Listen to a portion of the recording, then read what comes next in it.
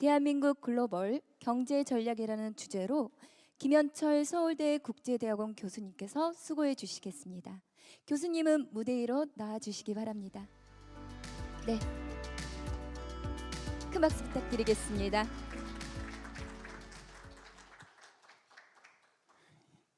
예, 조금 전에 그 겨울나기 화면을 보시니까 기분이 어떠십니까? 다시 뛰자고 이야기할 계제가 아닐 정도로 참담하죠. 왜 이런 분들이 저렇게 고통을 당해야 합니까? 사실은 지난 3년간 소매 매출, 전체 매출이 3년 연속 줄었습니다. 이거는 한국이 70년간 경제개발하는 과정 속에서 3년 연속 소매 매출이 줄은 해는 없었습니다. 그러니까 저런 소상공인들이 힘겨운 겨울나기를 하고 있는 거죠. 근데 그것뿐인가요? 지금은 어떻습니까? 그 위에다가 계엄이라는 난리를 갖다 붙였습니다. 일본의 저명한 경제 컬럼니스트인 패색은 그 계엄을 보고 대한민국의 대통령이 GDP를 날려버렸다고 했습니다. 그리고 더 참담한 예언은 뭐냐면은 앞으로 이 GDP를 날려버린 거를 국민들, 5천만 국민들이 내내 갚을 거라고 이야기했어요. 그런데 지금 밖은 어떻습니까? 트럼프가 관세 전쟁이라는 교과서에서 말도 안 되는, 오직 했으면 스티글리츠와 같은 국제무역인으로 노벨 경제학상을 받은 분이 이거는 교과서 문제가 아니고 이건 미친 정책이다 라고 할 정도의 일을 하고 앉았습니다. 그러나 미국 주식시장 1경 원 정도가 날아갔지 않습니까? 단 이틀 만에. 어제 한국 주식은 어땠습니까?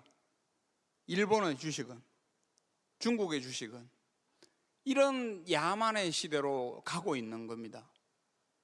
그러면은 이런 야만의 시대가 2년 뒤 아니면 4년 뒤에 사라지면은 대한민국 경제는 다시 회생할까요?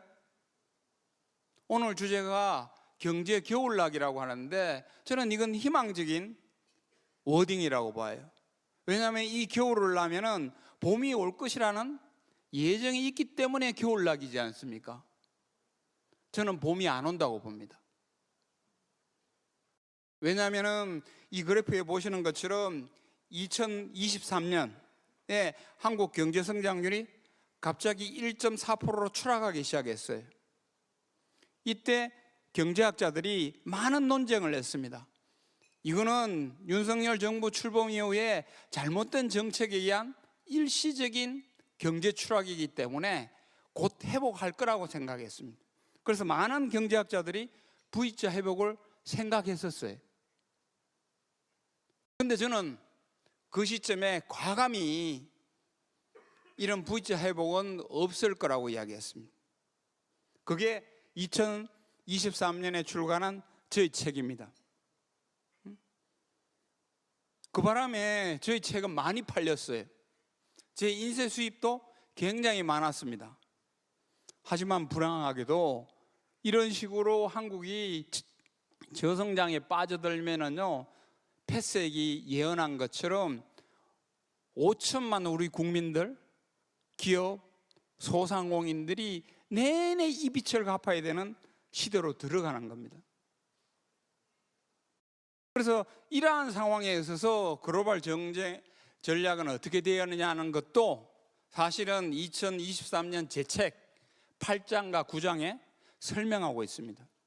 그래서 오늘 시간적 제약 속에서 이 모두를 이야기할 수 없어가지고 한 가지만 말씀드리겠습니다. 그 뭐냐면은 경제 전략적 안정성과 우월성이라는 관점에서 글로벌 전략을 다시 세팅해야 된다. 그리고 그 속에는 글로벌 전략뿐만 아니라 대한민국 전략, 우리의 지방 전략까지 함께 엮어서 세팅해야 된다는 이것만 오늘 좀 강조드리고 싶습니다. 첫 번째는 지금 우리나라의 가장 큰 최대의 경제 위기는 트럼프발 관세 전쟁입니다. 이거는 조금 전에 스티글리츠가 미친 정책이라고 하지만은 어쩌겠습니까? 대응해야죠. 그런데 이거는 전통적으로 관세를 낮추는 FTA와 같은 자유무역 중심과 같은 그런 통상 정책으로는 극복할 수 없는 겁니다. 그래서 저는 신통상 정책을 제안합니다. 이건 뭐냐면은 단순히 관세 협상뿐만 아니라 방위비 협상, 조선 산업 협상, 에너지 협상 이런 걸 총체적으로 모아서 트럼프하고 협상하는 그런 전략을 제안하는 겁니다. 그런데 이걸 하는 데 있어서 굉장히 중요한 게 국익 관점입니다. 왜냐하면요, 지금 우리가 몇 년 동안 국익이라는 단어를 잊어버렸어요. 여러분이 잘 아시는 것처럼 지금 단 3년간 미국에 133조의 과잉 투자를 냈습니다. 이 과잉 투자는 단순한 투자를 넘어가지고 우리의 산업을 미국으로 수출하는 거고, 우리의 알토란 같은 고급 일자리를 미국에 갖다 바친 거예요. 물론 미국 시장을 개척하기 위해서는 진출을 해야 되죠. 그런데 이러한 과잉 진출, 과잉 투자는 결국은 우리의 산업을, 우리의 일자리를 미국에 갖다 바치는 꼴이 됩니다. 왜냐하면요, 트럼프 정권이 몇 년 지속되겠습니까? 길어야 4년 아닙니까? 그런데 이렇게 미국에 갖다 바친 기업과 일자리는 4년 뒤에 돌아올 수 있습니까? 경제를 아는 분들은 절대 못 돌아온다고 생각할 겁니다. 이거 어떻게 할 거예요?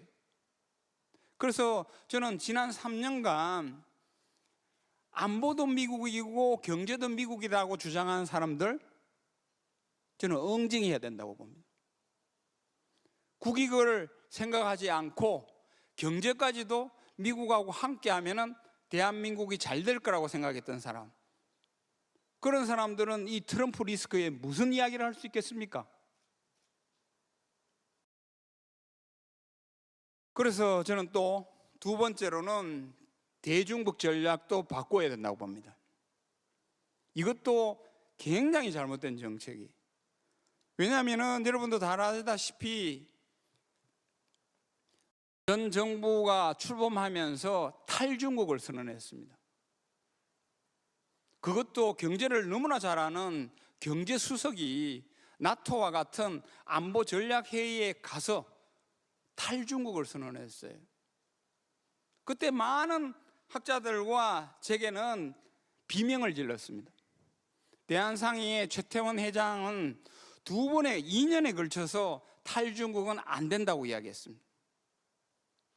그리고 학자들은 이런 식으로 가면은 대한민국은 경제가 추락하고 저성장에 빠져드는 원년이 될 거라고 경고를 했어요.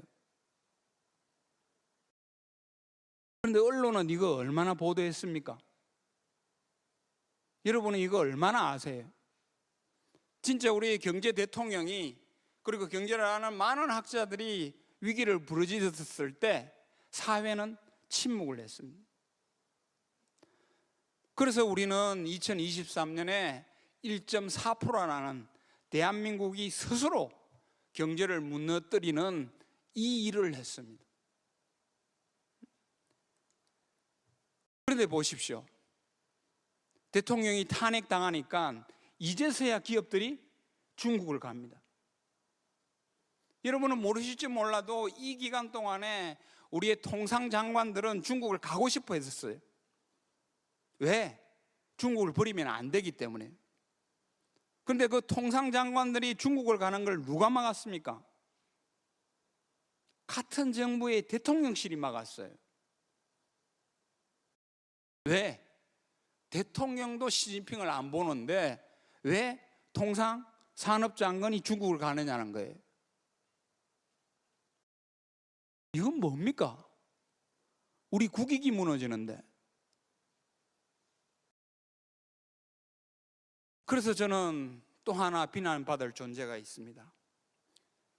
그 사이에 엄청나게 혐중을 떠들었던 사람, 엄청나게 차이나 리스크를 이야기하고 중국으로부터 도망가야 된다고 이야기한 사람, 이런 사람들도 저는 응징받아야 된다고 봅니다. 왜? 이거는 이념이고 이념 과잉이고 국익을 생각하지 않았던 겁니다. 세 번째는 신남방 정책입니다. 여러분, 경제를 하시는 분들은 전적 정부에서 신남방 정책이 굉장히 옳았다는 것을 많이 이야기들 하십니다. 왜냐하면 그 당시에 미국은 인도 태평양 전략을 같이 하자고 그랬고 중국은 1대1로 같이 하자고 그랬습니다. 어느 쪽도 손을 잡을 수 있었는데 어느 쪽도 우리 국익에 반하는 거였습니다. 그래서 내놓은 게 자주적인 신남방 정책이었어요. 그런데 2023년 프놈펜 회의에서 이런 자주적인 신남방 정책을 버리고 전 정부는 한국판 인태 전략이라는 종속적인 정책을 채택해 버렸어요. 그래서 5년간 열심히 개척한 신남방 경제를 우리 스스로 버렸습니다. 그러면 지금은 신남방 정책을 다시 재건해야 되겠죠. 그런데 그냥 재건만으로는 부족합니다.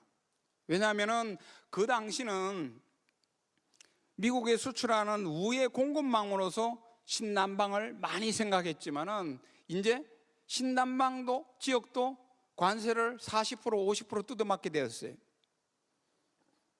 그러면 공급망 발상이 아니고 이제는 신남방에서 직접 판매하는 판매망 발상으로 바꾸면서 신남방 정책 2.0을 만들어야 되는 겁니다. 그리고 또 하나는 글로벌 경제 영토를 더욱더 확장해야 됩니다. 신남방을 중심으로 멀게는 중동 아프리카, 중남미까지 특히 글로벌 사우스 영역을 다 포함하는 걸로 우리의 글로벌 지역 전략을 다시 세팅해야 됩니다. 그리고 유럽이나 호주나 캐나다나 일본조차도 우리의 경제 파트너로 끌어들이는 새로운 전략이 필요합니다. 그래서 저는 이러한 전략을 A+111으로 이야기했습니다. 왜냐하면 지금 최대의 초유의 관심사는 미국이기 때문에 대미 정책을 재조정하면서 대중국 정책, 대신남방 정책, 대유럽 정책, 대일본 정책까지 깡그리 재설정하는 A+111 정책을 제안했던 겁니다. 자, 이렇게 하면은 우리 경제가 살아날까요? 아닙니다. 우리는 또 하나의 과제가 있습니다. 글로벌 지역 정책과 더불어 대한민국 지역 전략도 새롭게 세팅해야 됩니다. 이 부분에 대해서는 제 앞에 총장님과 제 뒤에 원장님도 발표하실 거기 때문에 간략하게 말씀드리겠습니다. 제가 지금부터 말씀드리는 4가지 미래 전략을 가지고 대한민국을 글로벌 허브로 재세팅해야 됩니다. 4가지 미래 전략은 무엇이냐? 첫 번째는 기존 제조업을 재활성화시켜야 됩니다. 두 번째는 AI를 중심으로 한 신산업 전략을 다시 설정해야 됩니다. 그리고 제 앞에 총장님도 말씀하신 기술 전략, 3대 전략 플러스 우주 항공을 포함해서 다시 세팅하고 육성해야 됩니다. 그는 저기에 덧붙여가지고 에너지 전략과 전략 물자 확보 전략도 저는 다시 설정해야 된다고 봅니다. 이건 시간 관계상 생략하겠습니다만은 이 속에서 강조하고 싶은 건 뭐냐면은 우리가 그 사이에 너무 이념에 경도되는 과정 속에서 우리가 골든타임을 놓쳐버렸습니다. 혐중을 부르짖는 속에서 중국에서 어떤 일이 벌어지고 있는지, 그들이 어떻게 우리를 캐치업하고 있는지 완전히 놓쳐버렸습니다. 그리고 우리 산업계도 미국이 중국을 견제하면은 우리가 초격차를 벌일 수 있는 시기가 늘어날 거라고 안주했습니다. 제가 심천에 가가지고 화웨이 사장을 만나니까 화웨이 사장은 미국의 견제가 너무나 고마웠다고 이야기했습니다. 왜 그러냐? 미국이 견제해 주기 때문에 모든 화웨이 직원이 일치단결해서 오히려 기술 혁신하고 경쟁력 혁신을 했다고 그럽니다. 그러면서 저보고 지난 그 혁신의 기간은 대한민국이 IMF 위기에 모든 국민이 금모으기 운동한 거하고 똑같은 혁신을 자기들이 했다고 그랬어요.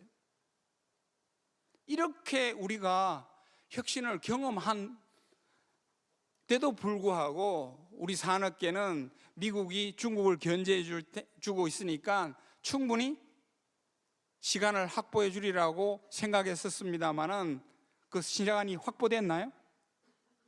오히려 중국의 굴기에 기름을 부음으로 해가지고 더 격차가 좁아지는 이 결과를 우리가 지금 맞이하고 있는 겁니다. 그래서 미국의 지난 정부의 상무장관도 똑같은 이야기를 했어요. 힘으로 중국을 막으면 중국이 봉쇄될 거라 천만에. 스스로 노력해가지고 산업을 키우고 기술을 혁신해야 되는 겁니다. 우리가 이걸 잊어버리는 거예요.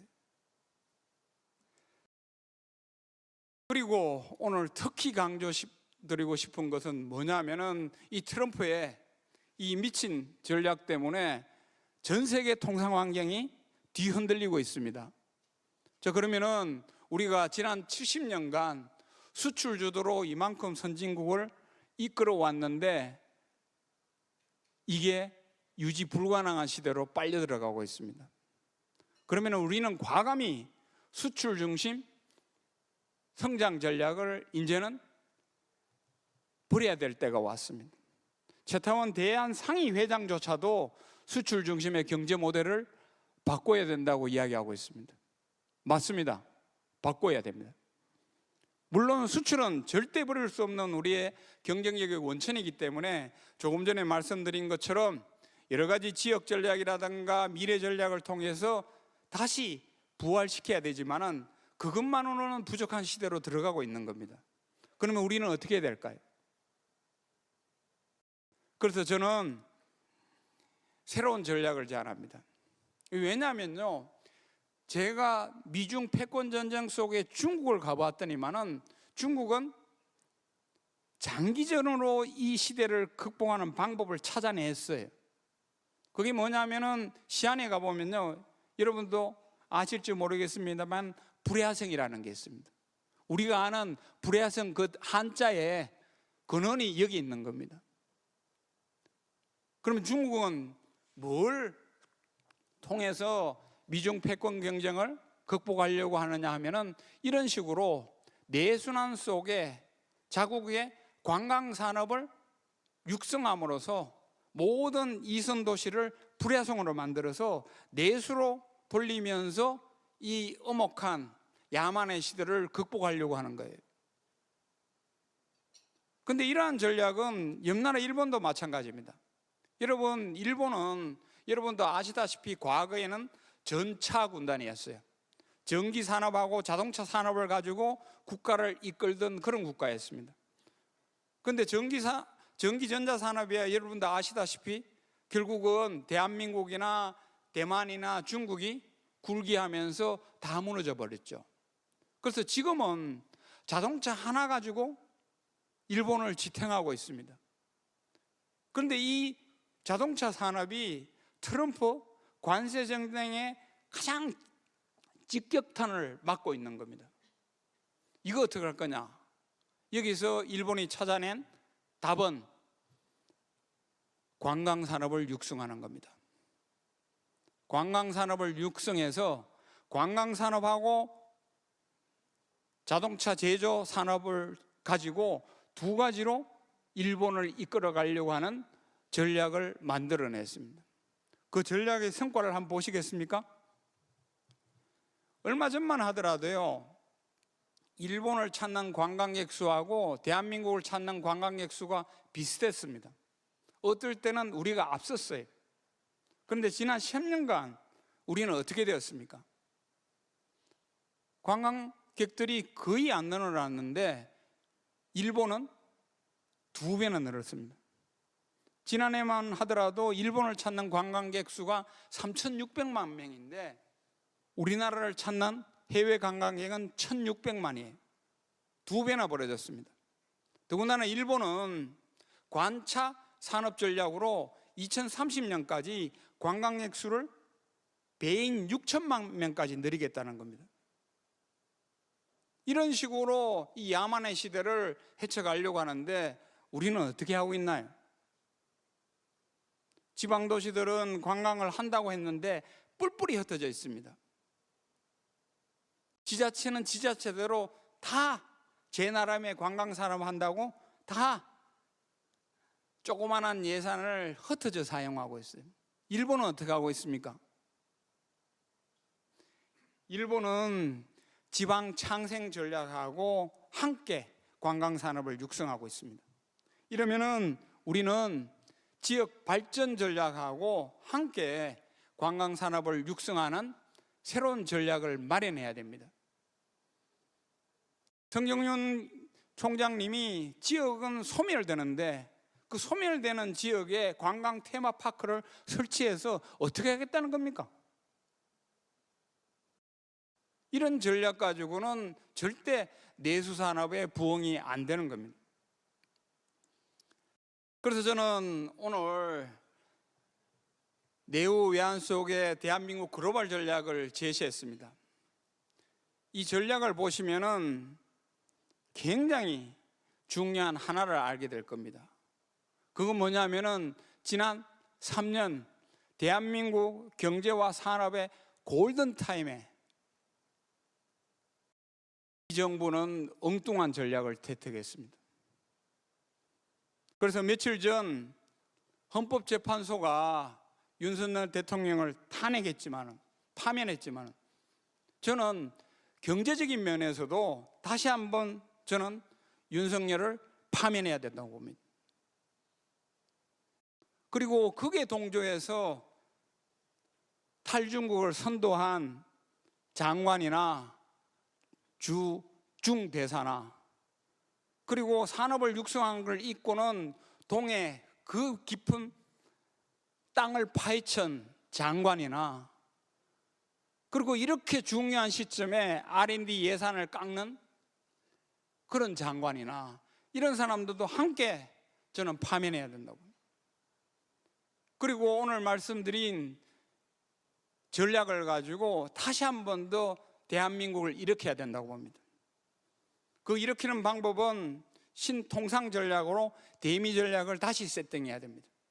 저는 선거 와중에도 저는 여야정 대미 정책팀을 가동해야 된다고 봅니다.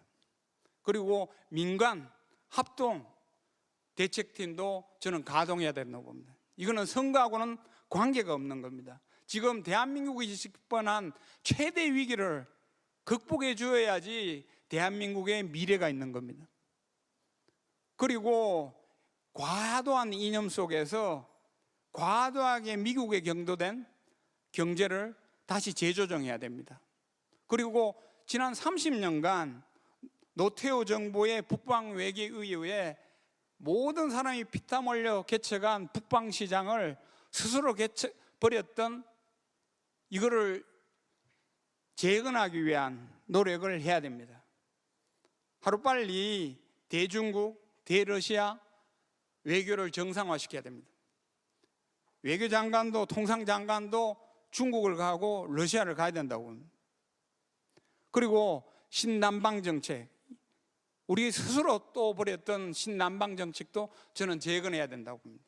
다만 옛날에 신남방 정책이 아니고 공급망에서 판매망으로 그리고 그 정책을 확장해서 글로벌 경제 영토를 다시 세팅하는 정책으로 재건해야 된다 봅니다.